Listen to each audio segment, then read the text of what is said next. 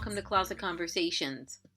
Today is day 2 with the stay-at-home mandate in the state of California, and I want to share with you how I spent my day.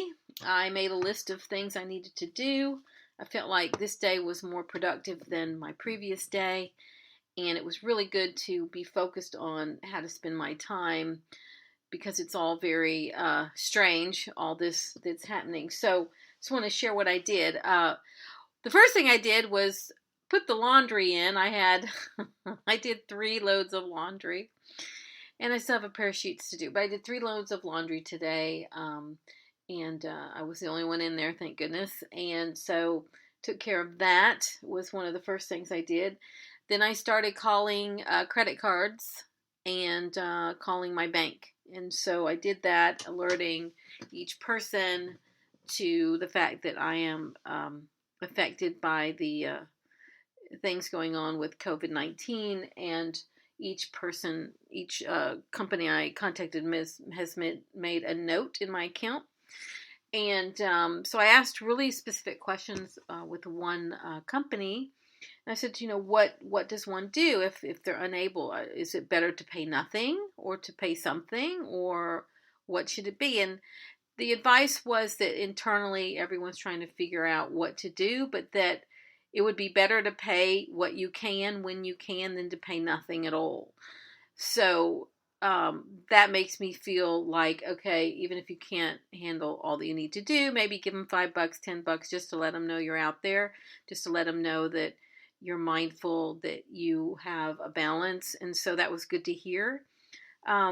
I talked to my bank, and the bank was saying that they're navigating the changes as well, and that what people are asking for at the bank, I'm not going to say which bank it is, but what they're asking for at the bank and what you can most likely get at the bank is deferment on payments that are due for loans, like home loans, business loans, car loans, credit card payments, things like that, anything through the bank, that you can ask for that. You can also ask for, say if you bounce something and you get that fee that they charge, that you can ask to have that waived. Doesn't mean they are going to do that, but you can ask for it. So they're busy trying to navigate this as well. So it was really helpful to talk to them and explain to them my situations with my 2 businesses, and so they've made a note in each account. So that was really good. The other thing I did was organize and process more inventory for Poshmark. And so I took a number of photos. This was a love and list day on Poshmark. So I thought, well, why not? I need to do it anyway. So I got started, and I did maybe 20, 30 pieces today that I put up on Poshmark. I'm really excited about that. I did additional cleaning in my home. The one thing I did do that I'm really kind of disappointed in was I put in for the USPS to pick up my package, and either they knocked and I didn't hear them, or they came the moment I was in the laundry room, which is like at another part of my building.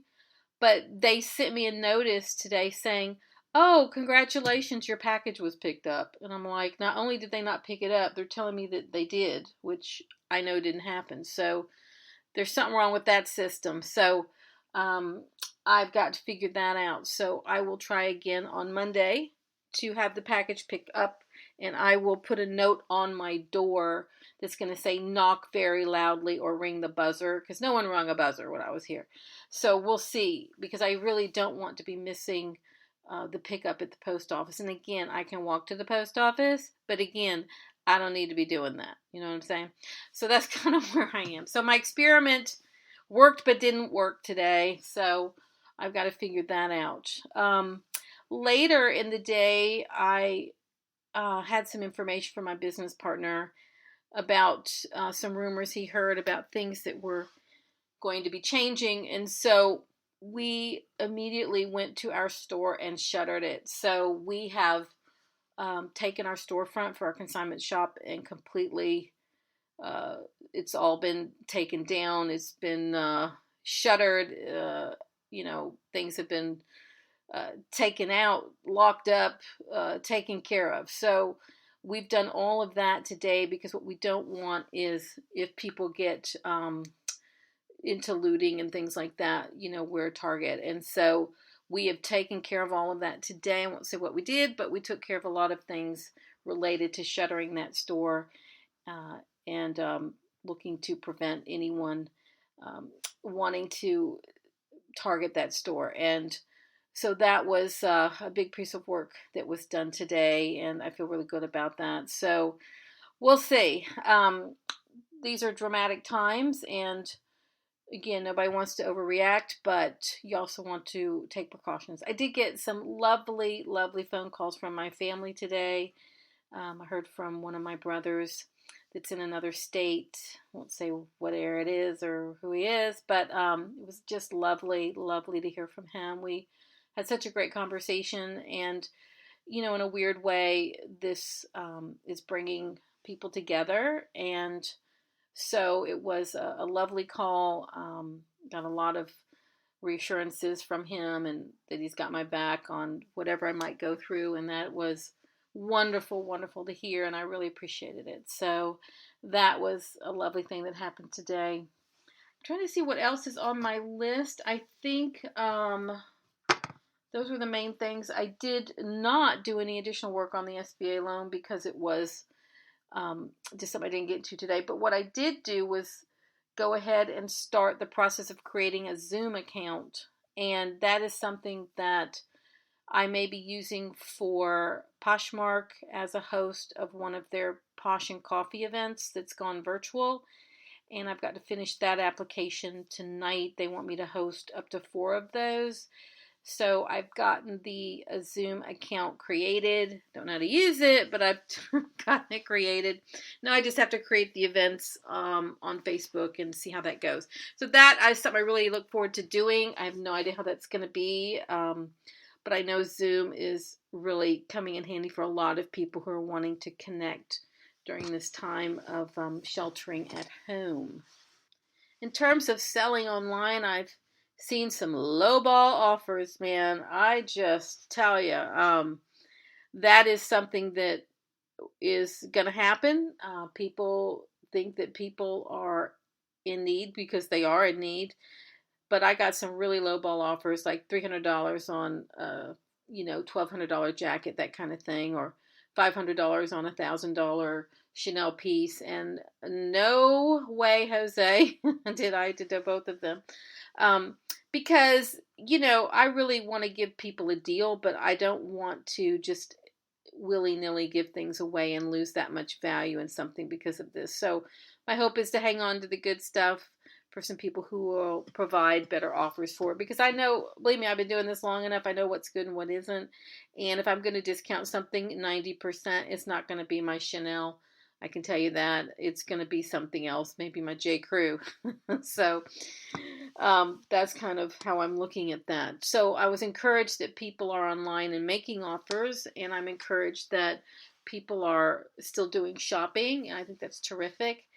But I am going to be very mindful about the delicate balance between needing money to come in and not wanting to be taken advantage of in this situation. Now, if I absolutely have no alternative and the only money I can get is to sell something for $500 that after the Poshmark fees I'm going to get $400 that I really should be selling for $1,000, I'll do it.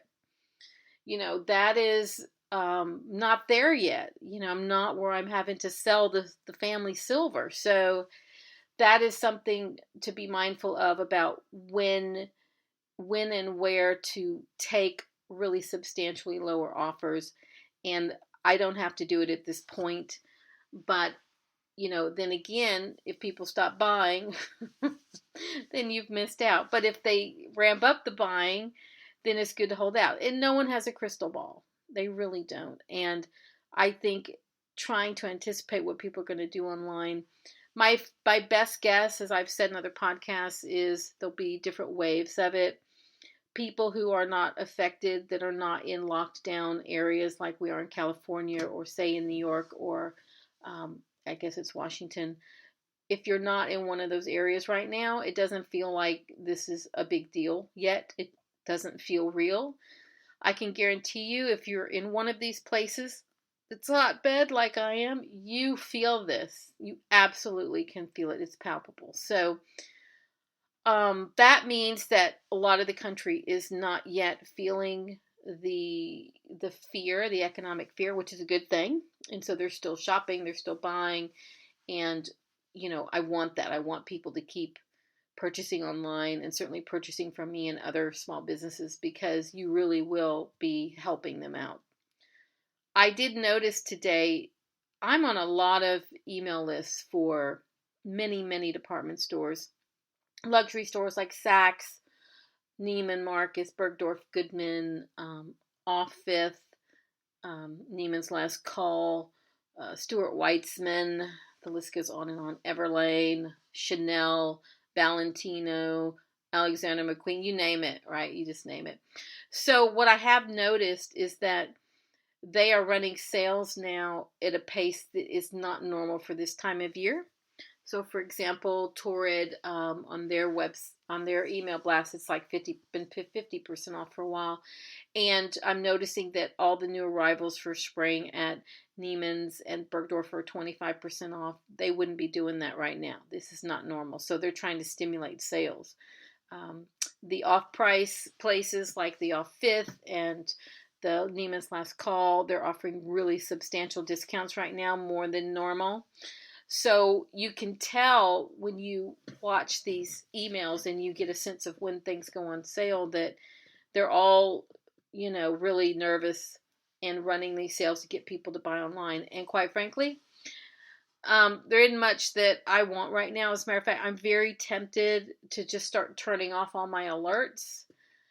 The alerts that I've set up for buying for when I do sourcing for the vintage Moschino that I look for and things like that. I'm really tempted, I haven't done it yet, to go ahead and turn all those alerts off, because I don't even want to be looking at something that I can't buy right now. I mean, there's no budget for it, and it's just going to be torture, and I don't want to be tempted by something either.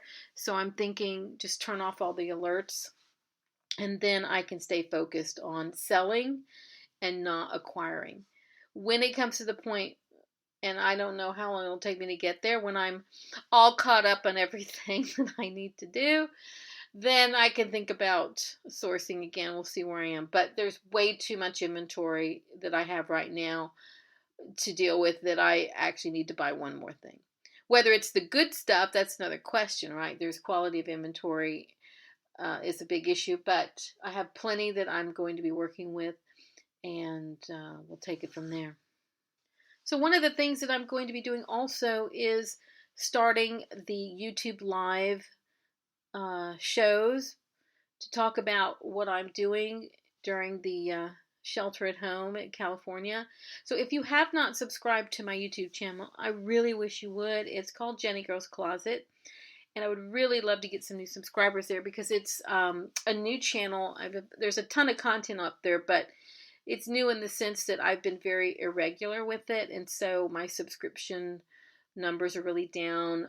There's only around 136 subscribers as of today, and I want to get that over 1,000, because once you reach 1,000, that's the magic number where you can do all kinds of fun things, like go live on your phone, and you can monetize, and you can do all kinds of great things on YouTube at that point. So I've got 960 something to go, or 860 something to go.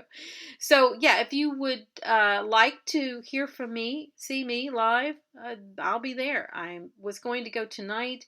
I did cancel that because we had to rush to the store and take care of shuttering it. But I will be going live on YouTube fairly regularly. I don't know if it'll be daily, but it'll be fairly regularly to talk about things. And I would love to have you join me on my YouTube channel at JennieGirl's Closet. So that's all I have for today. This is super quick. I hope that you've enjoyed hearing about how I spent my time. My friends are keeping me motivated, and I think that's a good thing. Reaching out to people on the phone is very important, And I think that's going to be a really good thing for all of us to do, is to stay in touch with our loved ones and our friends and just continue to keep this community together. So that's it. This is Jennie Walker with Closet Conversations. I look forward to having you with me on a future episode. If you like the song you heard at the beginning, it's called Black Hat. It's performed by Jennie Walker, written by Jennie Walker and Tommy Farragher. It's part of the album Night Flight to London, available on iTunes worldwide now.